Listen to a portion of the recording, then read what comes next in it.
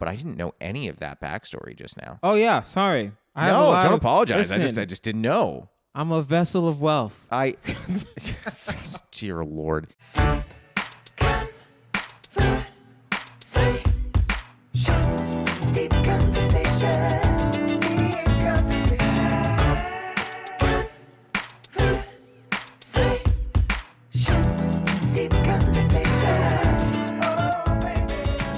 So my question is this, and this is a question I had with another friend of mine, Chip Nicholson. I love Chip. Because he says he has an 8-minute joke, single joke that's 8 minutes long. I wonder if I've heard it. Right? I know Chip's and stuff. He's trying to work on it, but the only way he can work on it is at actual shows that are giving him 8 minutes. Correct. And I said, good luck with that, because that sounds hard. So right. So the 10-minute set that you heard is all interlaced. Yeah. I can kind of screw around and take about a 1 minute and 30 chunk in the middle, but like, no, I can't do it. I can't do it in fives. And LA works in fives. And threes. Threes and fives. Threes and fives. And the occasional seven. Occasional seven. Occasional seven. By the way, before we keep going, I do want to talk about the tea that we're drinking today. For those that are steeping at home. So our steeple, they steep at home with us. Okay. Yeah, it's fun. That's dope. Isn't it? Steeple. Yeah. But me and Kazeem are drinking Patagonia Super Berry. It is a reishi tea. It is an herbal tea. Wait, the berry's called Super Berry? It's super. So it's a mix of different berries. So acai is in here, blueberry. I'm so dumb. It's really high in antioxidants. It's really good. It's a much more subtle flavor. So for those that like something stronger flavored, you can mix it with something else. You can put a little honey in. But we steep it at 200 degrees Fahrenheit for 5 minutes. But you can honestly oversteep this if you want. It's totally fine. Can I also say that I am one of the biggest Community fans? Oh, that show made me want to actually be a comedy writer. So like for a those TV writer, that show. For those that are listening and not watching, I am using a Community mug. It's a Troy and Abed in the morning mug. No, Troy and Abed in the morning. Absolutely love it. On cue. It was perfect. You know what? I think we can just wrap the pod now. We're done. Good night, everybody. We nailed it. It is probably one of my favorite shows of all time. Yes. I didn't know that you also loved it. I'm shocked we've never talked about this. I loved that show. 2 shows made me want to be a TV writer. Oh my God, tell me now. Community, because I loved it so much. Yep. And 30 Rock, because I hated it. You hated 30 Rock?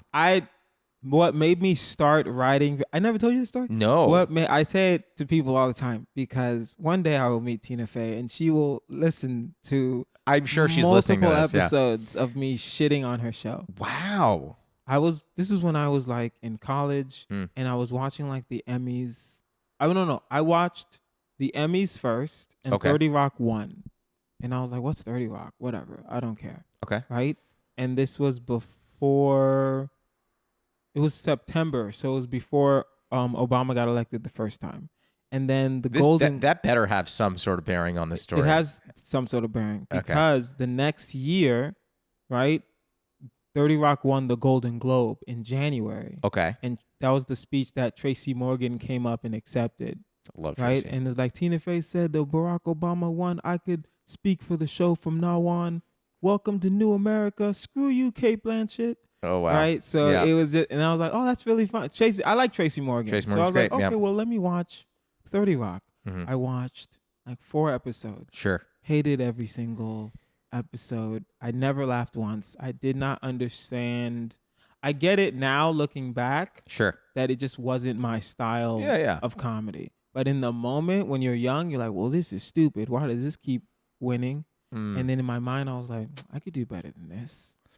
Right? And then that made me want to start researching comedy. So you hadn't started writing comedy, and then you saw this and you go, I can do better. I'm going to do my own. I always had the dream of like, one day I'll do stand-up comedy. Yeah. I hadn't started yet. I thought I was going to be a pharmacist / stand-up comedian. You and Faj, like pharmacists and stand-ups. Yeah, that's what I thought.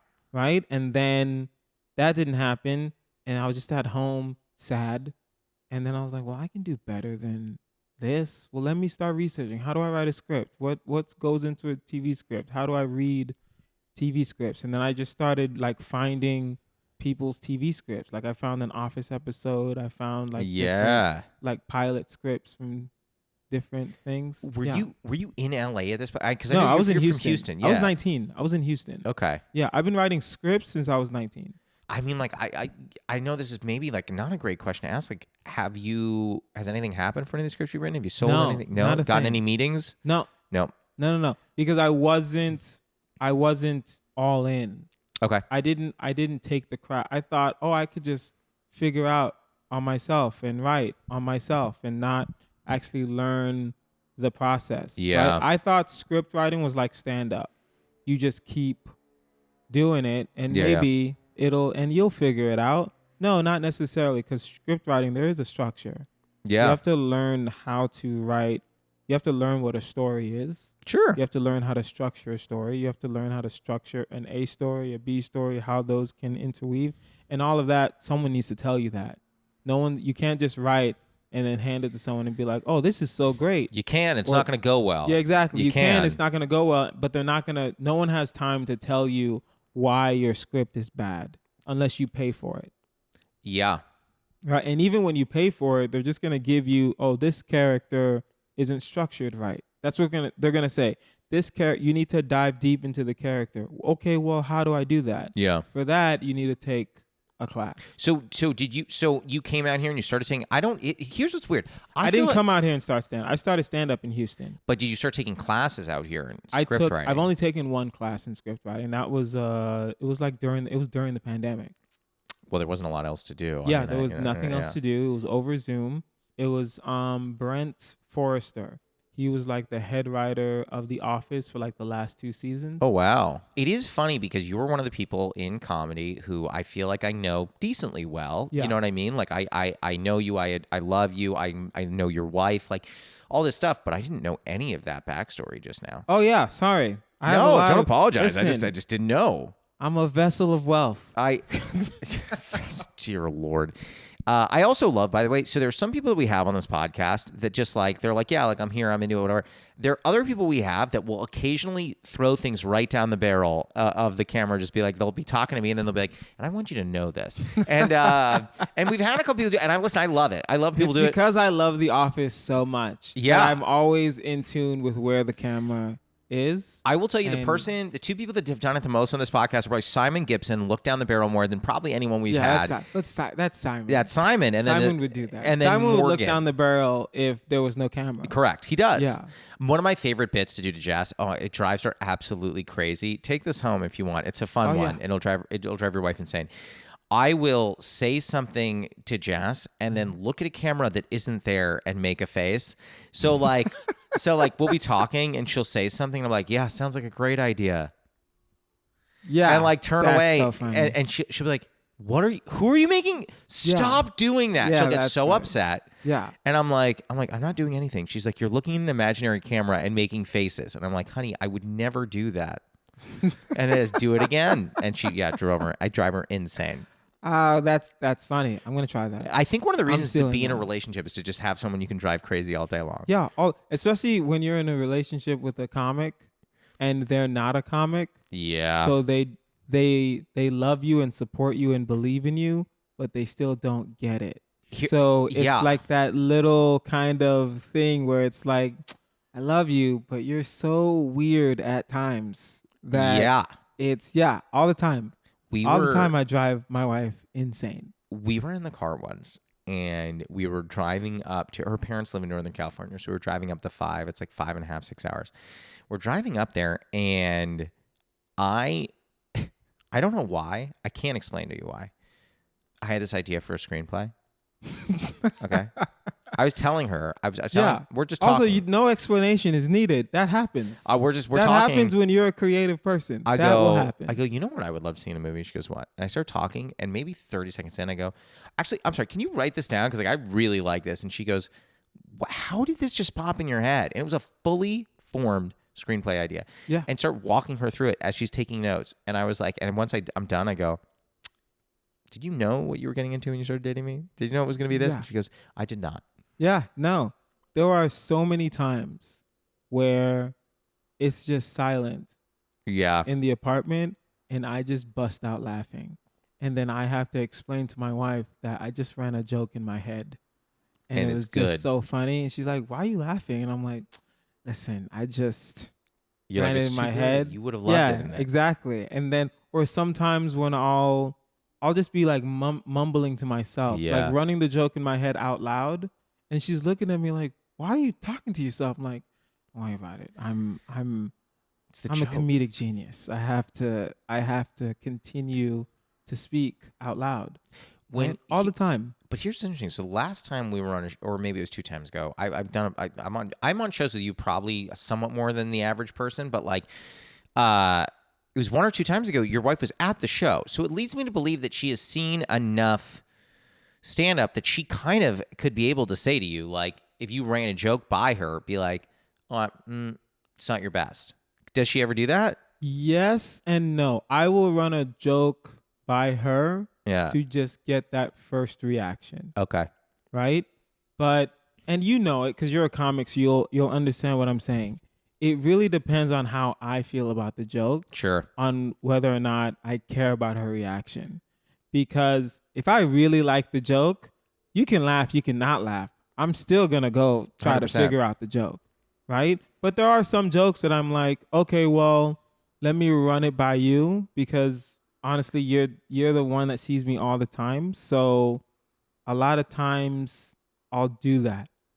Right? Yeah. But also because sometimes my jokes are darker than the average. So I think like your jokes are that dark. I don't know. That's because you get the cleaned up version. She's getting the first thought. She's getting She's getting the darkness. Interesting. Right? And then I clean it up. I clean it up after the fact. Right? So I remember I have a joke about our friend Matt Price, who passed away. Oh, I know this joke. Yeah. Great guy. Right? And then I was talking to her about it because the joke worked. In the beginning, the joke worked, but it didn't really work the way I wanted it to work. Right? I got the giggles, but I wanted the laughs. But I got the giggles in the sense of, oh, why is he talking like this? Like that. But I wanted the laughs like, oh, this is really funny. You're paying tribute to your friend. Yeah. And then my wife was like, well, what would he want? And I looked and I was like, well, he would want to be alive. Like, that's not, because he passed away. And I just said it and I was like, maybe that was dark. But that's funny. She looked at me. She was like, she laughed, but that was like, that was really dark. Yeah. Do you want to hear one of the darkest jokes? This is not something I do on stage, but one of the darkest jokes, and I accidentally told to a group of friends. Yes. But at my dad's memorial, I walk in. Okay, the only backstory you need for this is everyone's mingling outside. Okay. And my buddy who was helping facilitate it, like, said to me and my sister, he's like, hey, while everyone's mingling, like, let's talk. I just want to make sure this goes the way you want it to. I was like, no problem. We talked for no more than 30 seconds. When we turned back, everyone had gone in, sat down, and was silent. We didn't tell them to. Yeah. But it was weird. Yeah. So I walk in, everyone's silent, and as I'm walking in, I go, God, you would think somebody died in here. and you know, everyone. Oh, comics are so bad. I know. We are horrible people, but we're delightful, horrible people. But here's the thing: my dad would have thought that was hilarious. Yeah, of course, because we still know how to read the room in the sense of what would the person that would be there would like. Yes, of course. Yeah. So I like the dark stuff. Yeah. I'm trying to think. Sorry to interrupt. No, please interrupt. Matt Price would love my joke. I like that joke. He would absolutely love how I talk about him specifically. I think I saw you do that joke. I think we were on a show at West Side together, and I think I saw that joke, and it's great. It's a great joke. Yeah. I do think that like having people live on in a joke is a wonderful way to tribute to them. Yeah, that's how we pay tribute to them. That's 100%. How we pay tribute to the people that affect our lives, good or bad. I feel like there are people that don't understand that, but I feel like if you're dating, going back to what we were talking about earlier, if you're dating or married to a comedian, you do get it. Yeah. You get it fast. A lot of times people are naturally funny. If you just hop on Twitter, if you hop on TikTok, normal people are naturally funny. But if you think about it, only we can think about it because we know how to think about it fast. right? But if you overthink, then the joke might not. You might lose the timing. You might lose because sometimes in the heat of the moment, the joke has to be right here. If it's even a 2-second delay, then it's not going to be funny.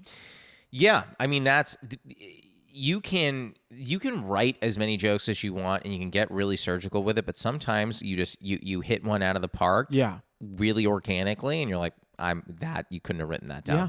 Well, this is good times to take us to our first segment. Are you ready for the first segment? I am ready. I have no idea what we're doing, but I forgot what you told me we were doing. It's all good in the production meeting. It's called the production meeting. It's called the Newly Friend Game. It's like the Newlywed Game, but we're friends. I'm going to ask you a question. You're going to write down your answer. You're not going to say it out loud. Okay. I'm going to write down what I think is your answer, and we're going to compare and see if we both got it right, and then we'll do the same thing for me. Does that work for you? Cool. So the question for you is going to be, so when we were talking earlier, I know that we talk about tons of things all the time, but the thing we talk about more than anything is comedy. Yes. So my question for you is going to be, and don't say it out loud, write it down. Okay. As a kid, who was the biggest influence on your comedy? Now, kid can be anywhere from 5 to 20 here, but as you were really discovering comedy, and don't say it out loud, write it down. Who was the biggest influence on you? You're not gonna get this. No chance? There's literally no chance. Wow, I'm gonna try. I promise you, there's no chance. Because when I write it down, I'm gonna have to explain why. Am I allowed to? And I don't usually ask for hints. All I'm gonna say is, do I even know this person? Yes. Okay. No. It's a very famous comedian. Okay, well, don't tell me that. Yeah. Don't tell me that. Okay, so you ready? Flip your board on 3. Did you write down a comedian that's really good? My comedian. Was he a stand-up? He was a stand-up. Well, we already discovered I'm wrong. Yeah. Oh, I know you're wrong. I just know flip you're it wrong. on 3, 2, 1. Boom. Ellen? No. Yeah. Mine was Robin Williams. I wrote Ellen. You wrote Robin Williams. I didn't know who Ellen was until deep into her show. Ellen's an incredible stand-up. Yeah, that's what I heard. I still haven't. Robin Williams. I love Robin Williams. One of my favorite comics. Talk to me more about that. That's all. When I was younger, we didn't have cable. Okay. And we didn't go to the movies a lot. Yep. But my dad had at least 300 different VHS tapes of movies. So I would watch Mrs. Doubtfire every other Saturday. What a phenomenal movie. Yeah, such a great movie. I would watch Mrs. Doubtfire and Hook every other Saturday, all the time. But here's what's interesting. I don't feel like his style is anything in your style. Exactly. That's why I'm saying you wouldn't. As a child, though, all I liked was Robin Williams and Jim Carrey. And then as a teenager, I got into Martin Lawrence and My favorite comedians are not my style. A lot of my favorite comedians aren't Tony Roberts. Do you know who that is? He's a very slapstick, very high energy. Yeah. Comedian. One of my favorite comedians. I've watched all of his specials. Interesting. Yeah. I mean, of course, I like the Bill Burrs. I like the Chris Rocks. I've seen Chris Rock and Dave Chappelle live at the same time when they did their tour thing. Wasn't that recent? Yeah, that was recent. Yeah. That was last November. Okay. I saw Chris Rock and Dave Chappelle. I paid to go see that. Right? Well, so it's I'd still like them, but as a child, what I enjoyed was Jim Carrey and because I would watch The Mask. I would watch Mrs. Doubtfire. Sure. I would watch Hook a lot as a child. I would just pop in the VHS tape and then just go on about my business while I'm watching it. You would leave it on in the background while you were doing leave it on. things. I would watch it and I would leave it on in the background at the same time. Yeah, because you probably knew it so well at that point. You were of course. Yeah. Yeah. I know every song in The Mask.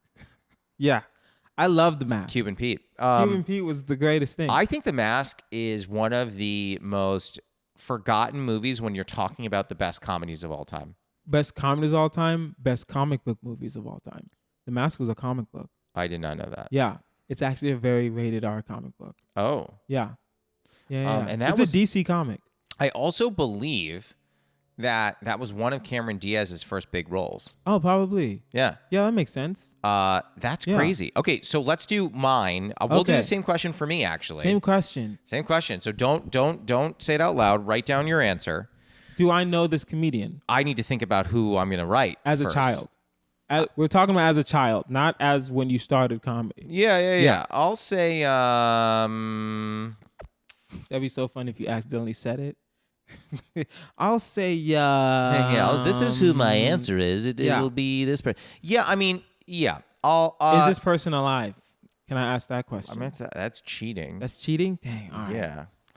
I'm going to say... Is this person white? Can I ask that question? I'm not going to give you any hints.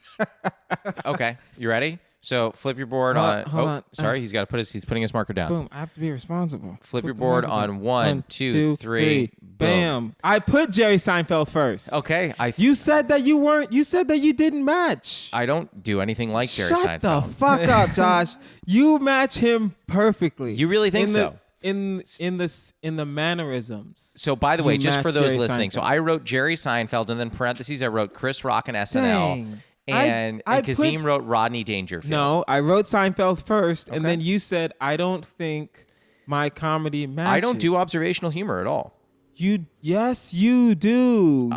You do. I do stuff about my life. Exactly. But you do stuff about your life in the sense of a whole, like you're not saying this is what happened to me. You're saying this is me. This is how I feel about my universe. But I also it's say observational about your life. Sure, I guess so. Sense? I guess that's true. I put Seinfeld first. Okay, all right. And listen, then we'll give him half a point. Because if it's not Seinfeld, then I'm like, okay, I see some Rodney in you, like a little self-deprecating and stuff like that. And you can put the board down. We don't need the board anymore. Okay, we're done with the board. But I'll say this. So I was, because I think you and I are around the same age. I grew up. I'm 34. I'm 36. There we go. Yeah. So I grew up not around. You are 2 years. Is that not around? No. You think those are wildly different? Yes.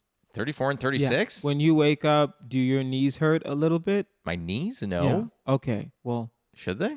They should. Really? You're 36, bro. Now I'm like, oh boy. I'm sorry, I'm being a troll. No, I don't mind it. We're around the same. We're in our 30s. We're in our mid 30s. I'll say this. My lower back gets tight when I wake up. That's 36. Yeah, man. I'm getting old. That's 36. All that as it is. Mm-hmm.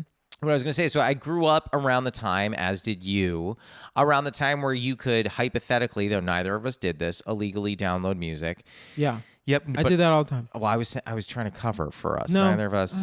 Who's going to? No one cares. If I get arrested for illegally downloading music, I'm fine with that. Yeah. I haven't done it in probably 20 years. But one of the things that what I first did before you could really before it was arranged well, is I would try and download all the comedy I could find. And the first album that was fully available, like you could find all the tracks and download, was Jerry Seinfeld. Okay. So I was listening to he had a bit where he was talking about like horses, where he's like, oat bag, I got my oat bag now. I'm sure you've heard that bit. He had a bit about Halloween. I have not. Oh. I did not. I never got into Seinfeld until Comedians in Cars. Oh, okay. So really late. Yeah, really late. I was really late on the Seinfeld track. I will say that I did see some sets of his on like late night stuff like that. So yeah, I always knew he was funny. I always knew he was like, that was the go. I've only seen one episode of Seinfeld in my life. Didn't like it. So you don't like any of the traditional sitcoms, because you and I both love Community, but that's not a traditional sitcom. It's not a traditional sitcom whatsoever. Yeah. The other bit that I downloaded that I've listened to probably more than any other comedy ever, is N-Words versus Black People. The Chris Rock bit. I listened to that more than any other comedy bit ever. Obviously couldn't repeat most of it. Yeah. But guys, at school. Yeah, guys, listen to this. You know, there's this guy named Chris Rock. Yeah. Like, what's the joke? I can't tell you, but you have to go listen to it. Just trust me. Well, I would listen to this all the time. And it just, my comedy is nothing like that. But what it showed me was he would say something that on the face of it seemed like, oh man, he's going to just offend everybody. Yeah. And then it was punchline after punchline after punchline. It was nonstop. That bit goes harder than almost any other bit of just I'm not going to let up. I'm going to keep hitting you with laugh lines repeatedly. Yeah. And after I heard that, I was like, man, I want to do this. Yeah. I was like, man, this is good. And I got to tell you, I have never written anything that I think has that punchline frequency that he does. And I know that one day I think I can be good enough to do something close, but never that good. I feel like one day I can be that close, Yeah. but I don't think I'd want to be, if that makes sense. I don't think I would care to be, only because my style doesn't reflect the boom, boom, boom, boom. Neither does mine. Where it's like my premises are usually slow. Yep. Then I'll hit you with like 4 jokes, and then I'll continue my premise, and then I'll hit you with 4 more jokes, and then I'll continue my premise. Not 4, but like, you know what I mean? Like I'll do pop, pop, pop, slide, pop, pop, pop, slide, now pop, slide, you're doing move pop, on. Pop. Yeah. You know? Oh yeah, community. Yeah, you want pop, back to community. pop. Yeah. The other interesting thing that I want to touch on with you is that like you and I are very similar in the sense that there are a lot of comedians, I feel like, that look down on comedians that have day jobs. I don't know if you've ever felt this way, but I get a lot of crap when someone's like, "Oh, you don't do comedy full time?" Like they're like, "Oh, you work in corporate America." I'm like, "Yeah, because comedy is hard to make a living in, and you need to really work it." Do you have trouble balancing everything? You're also now married, so you're balancing that too. Yeah, balancing that too. Do I have trouble balancing? Yes and no. Okay. Right? Where there's never going to be a balance. Tell me more about that. To an extent. Because if I'm doing comedy, then social life is down, work is down, marriage is down, but everyone should be on the same page. So, right? as in everyone should know that where your priorities are, or everyone should be even? Well, the priorities are equal to an extent. Okay. Where, like yesterday, me and my wife went out to dinner. Lovely. Right after that dinner, I had a cold open at the Hollywood Improv. All right, big dog. So she wanted to go to Humble Brag. So she wanted to go to cold open. Just so people know, cold open is 5 minutes unpaid before the show even starts. But it is very hard to get. And a lot of people are like, "Well, no one's listening." It's like, cool, but if you can make them listen, if you can make them listen, that's a flex, and that's a little feather in your cap. So that's cool, right? So she wanted to go out to dinner. I said, okay, our dinner has to be at 5:30. Can I say something? I love 5:30 dinner. I don't even care. 5:30 dinners are fine. Great. But no, like when the sun is out, it's like you're eating dinner when the sun is out. I want to be wrapped by 7. Right? That's my dream. I'm perfectly fine with that too. But she doesn't like that necessarily. She likes a little more later, like around 7, and that's cool. Too late. But I still had to be like, listen, I have this, so we can do this, right? And she's like, okay, I understand. But, we'll still go to a movie night when I have no spots that week, right? Or it's like, okay, I know you want to, like, make dinner. Cool. We can eat dinner. I can have dinner with you for, like, an hour, but then, right, when it hits an hour, I got to go read the script I said I was going to read. Everyone is on the same page but for my job, because I'm a contractor, because I can make my own schedule, I just block out my calendar, right? And I just say I'm not available. But to your first original point that you made, have I gotten crap for having a job? Sometimes. Yeah. Sometimes. Isn't that weird, right? though? But I still think that's so weird. But it's never from, I'm not trying to sound mean because maybe they'll think I'm talking about them. It's never from comics that I think their career is something I want, if that makes sense. It does. Right? Every comic that's successful, I say I have a job, they're not knocking on the job. I've had comics make sure that I understand what my goals are. Yeah. Right? I remember when I'll use Ali Siddiq as an example. Sure. Well, right? he's doing great. When I moved here, I told no one in Houston. I just left. And I got a job out here, my first job. I was living in Valley Village, like North Hollywood, working in Redondo Beach. No. So I would drive an hour and a half. Absolutely not. Right? And it was every day. That was when I had to be in the office every day. Sure. And I would still try to hit open mics, but you get off at 5. It's an hour and a half. I'm tired. The most I could do was maybe get to Flappers in Burbank at 8. And at that point, just stay home. And at that point, sometimes I would do that. I would just be too tired. I would just be like, I'm going to take a shower. I'm just going to go to bed. Yeah. I'm too tired today. And then he just randomly called me. I was 7. I was in the office still. I was 7. It was 7. I was in the office still, and he just randomly comes like, "Yay, you're in LA?" And I was like, "Yeah, I was just working." Like, "What are you doing right now?" And I was like, "I'm at work." I'm like, "You got a job?"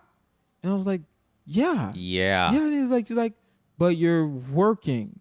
And I'm like, "Yeah." And he's like, "What time is it?" And I'm like, 7. And he's like, "You're a bum then." Cause in the sense it's like, did you go out there to get a job or did you go out there to do comedy? And I was like, "Oh, okay, I get it." Right. In his perspective, it's like, yes, have a job, but still understand why I didn't move out to LA to do IT. Right. Right. So I had to finesse my way to work remote. And that's what happened. Interesting. I still kept the job. Right. He didn't say quit your job. He said, you're working till 7 and you're not hitting any mics. What progress are you making? Especially in the first 2 months I was there. Yeah. Right? You at least have to go and let people know your name at the very least and shake a hand or two. Right? And I wasn't doing any of that. I mean, listen, people still mispronounce your last name all the time, and that's fine. It's understandable. You gotta make sure they know your name. Hey, are you ready for the lightning round? Yes. The lightning round, it is 5 questions, fast questions, but they do not at all have to be fast answers. Yeah. So take your time. I once had a guest who really was intent on answering quickly. That's not what they're about. Okay. There's the same 5 questions we ask at the end of every episode. Okay, cool. We're at the end? We're at the end. Oh, no. I know. To sound at least genuine about how sad it was like, oh no, as in like, oh, I had a good time. Yeah, no, we love you. Yeah. This is why I wanted to have you on. I will say, my facial expression and the oh no did not match. Yeah, but that's not the point. And for the listeners at home, I was telling you this earlier. The reason I wanted to have you on is because I always enjoy our conversations. Yeah. And I was like, I'm going to hate ending this. I knew that. Yeah. But we're going to have you on again. I hate ending it too. We'll have you on again. But here we go. Here's the lightning round. Your first question is, what is a favorite ritual of yours? So mine is brewing tea. What is a favorite ritual that you have? I enjoy a fresh donut. It's great. I enjoy a nice fresh baked something. Lovely. Yeah, that's a ritual I'll do where it's like, I want a donut right now. Well, I enjoy the ritual I'll do is whenever I want something, I will just go do it. I mean, if that makes sense. If only we all did that. Sense. Where it's sometimes it's 3:00 in the afternoon, and I'm like, no one's home. I want to go get a Krispy Kreme donut, and I will drive to go get a Krispy Kreme donut. So Krispy Kreme is your choice. No, it's not my choice, but I know that they make the donut. I know they'll make the donut fresh. Oh, I respect that. Yeah. All right, question 2. What is a running bit you have with a friend or partner that makes you laugh? This is so stupid. Hope so. It's with my wife. I will, whenever she's because sometimes, women will just be get emotional and get oh, I'm so grateful for you. And, I do that more to Jess, but yeah.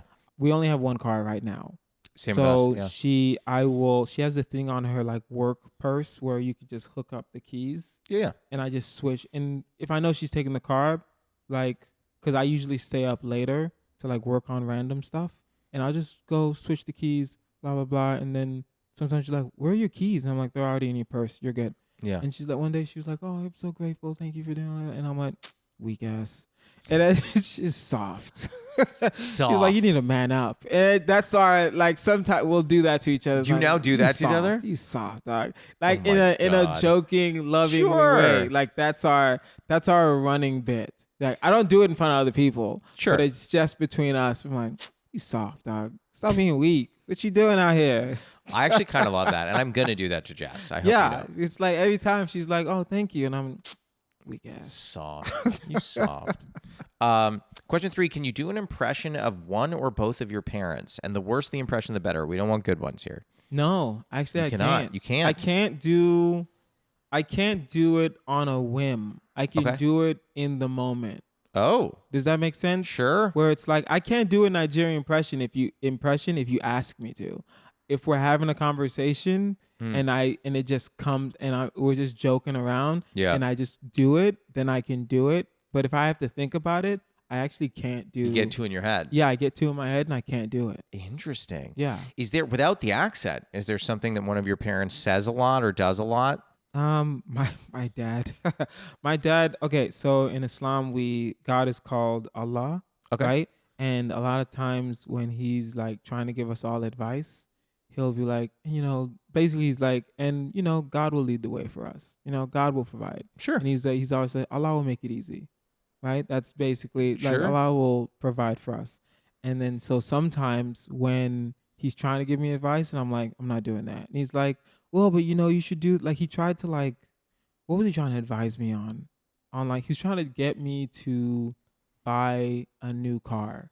And I was like, I'll just fix the car I have now. Smart. Because basically his thought is, because I told him about how my car was like not starting. It was like stuttering before it starts. It wasn't and it's turning like, over. well, the car is like 15 years old. Maybe you should like think about buying a new car. And he's like, no, I'll just fix the new one. I'll just fix this one. He's like, no, but like your wife, like you don't want her stranded on the road. And I was like, Allah will make it easy. Oh. He didn't like that joke. Yeah, he doesn't I think it's funny. No, it's fun. It's fun. Like, he says that all the time. Question 4, have you ever experienced imposter syndrome? And if so, is there a moment All that the sticks time. with you? Really? All the time. You don't strike me as that.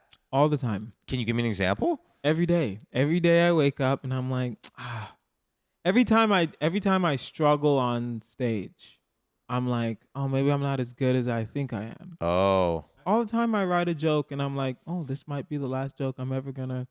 I don't know why I think that. I'm like, well, this is the last good joke I'm ever gonna write. Right? Because a lot of times I'll write a joke and then it'll be like a month before I write a new joke. Yep. I don't think I've written a great joke in a little while. Yeah, exactly. So yeah, I get imposter syndrome. The reason why I don't look like I get imposter syndrome. Yeah. Because I get the feeling and then I will just keep moving. A lot of times people will get the feeling and sit in the feeling. And I try to just keep moving. I mean, that's the way one should do. I try. I respect that. Right? Sometimes I sit in the feeling. Sometimes I'm human. I live in the feeling. But yeah. I mainline the feeling. I was born in the dark. Yeah. Raised you by think imposter syndrome is your friend? I was born in it. Yeah, no, I get imposter syndrome all the time. Yeah. A lot of times, even I did this thing. There's a brand called Don't Tell, comedy, and I did one in Orange County. Sure. And I just, for some reason, I had like a mild panic attack in the middle of my set, and I was doing well. Yeah. That's the thing. But for some reason in the middle, I just couldn't like catch my breath, and I just still pushed through. I still finished the set. Could anyone tell? Exactly. That's happened to me before, and I tell someone, and they're like, couldn't even tell. Yeah. And I'm like, but how could you not tell? Because I could tell. You're like, I felt it. Because I'm pausing more, right? And I'm like trying to like catch my breath. I'm trying to like, manage my breathing. Yeah. But they just like, you couldn't tell. And till this day, I don't know why sometimes I'll get panic attacks on like the dumbest shows. It's probably because I'm not there. Yeah. If I were there, you'd be like, if Josh was here, you got to great. text me before my sets. Yeah, I will. Then tell me when you have a set. Yeah, I will. Listen, I have 3 shows this week. I'll text you before everyone and be like, help me out. There we go. Question 5, final question. What is your favorite tea or comfort? Honestly, Taco Bell. I respect. That's a great answer. Great answer. But I have to ask, the major follow-up here is, what's your Taco Bell order? I've had everything. You don't have a standard order? I don't have a standard order. You are insane. I've literally had every single item on that Taco Bell menu. Everything. Do you have a menu item you go to more regularly than others? No. Crazy. I order everything. That's the thing. I don't know what I'm going to order until I get there and I look at the menu. You're nuts. Sometimes I get a Crunchwrap Supreme. Sometimes I'll get a Mexican pizza. Sometimes I'll get nacho fries. Sometimes I'll just get 2 soft tacos. Yeah. I've ordered everything. Taco Supreme, right? Cheesy bean and rice burrito. I get it grilled sometimes. I will say something that's going to offend the masses, and I don't even care. I never had the old Mexican pizza, but the one that they brought back, whatever it is, it's not as good. It's not that good. It's not as good. I've never had the old one. Well, and I'll offend the masses even more. Mexican pizza was never that good. So what? I don't know. People just got offended. What they need to bring back is the empanada. They had this caramel apple empanada that was deep fried, and it was amazing. And Taco Bell needs to bring that back. All right, Taco Bell. I'm looking right down the barrel. Taco Bell, you heard it first. Bring back the empanada. Yeah, not just the empanada. Sorry, Don't bring back the caramel apple apple empanada. Listen, all right. You brought back the freaking Mexican pizza. You brought back nacho fries. Every single year you bring back nacho fries. And then they brought back like the enchilada with like an enchilada burrito. And I'm like, but what about the caramel apple empanada? You know what they still have? Cinnamon twists. Don't nobody eat those. No one eats those. And that, if there were ever a note to end on, it's that. Kazeem, thank you for coming. How do you feel? You feel good? I feel good. I'm going to finish this tea before I leave here. Please do. This tea was very good. Kazeem, thank you for coming on. Thanks for having me. That was Kazeem Rahman. You can follow him at Kazeem Comedy on Instagram, Twitter, and TikTok. Steep Conversations is produced and edited by Elliot G.B. Our associate editor is Martin Alvarez. Our theme song and additional music are by Oliver Hymack. Our cover art was done by Neil Fraser with photography by Matt Mazisco. Social media by Dia Villegas. Please write a review and rate our podcast on Apple Podcasts and wherever else you can. You can send any questions, comments, newly friend game suggestions, or tea suggestions to steepcombos@gmail.com or tweet us at steepcombos. I'm Josh Lanzette, and you can follow me on Instagram, TikTok, Twitter, YouTube, and Facebook at Josh Lanzette. We'll be back next week, so until then, happy steeping. Well, no, everyone else loved the joke. Yeah. But she didn't like it. Sure. And I was like, okay, well, I'll do one happy joke. It was a dark joke, by the way. I opened with a dark joke. Of course it was. Of course I did. Haha. No. Right down the barrel. You love it.